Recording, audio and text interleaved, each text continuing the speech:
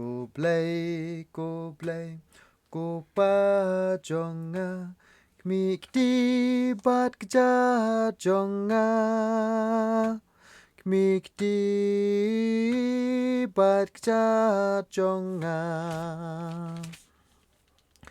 Go play, go pa jonga, to kmi ya ka kli jonga. Bala leki nong pom. Go play, go pa jonga, to map yak yaki naba. Kim tip ka e ba kilem.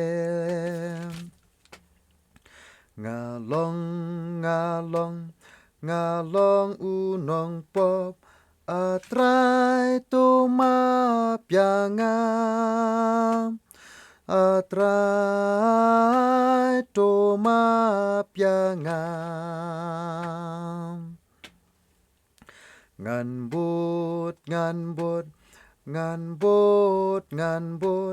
Nganbot, shalom kalbari.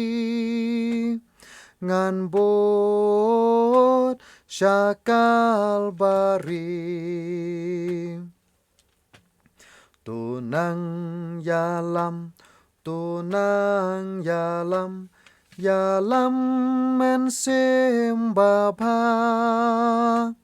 Yalam mensim baba.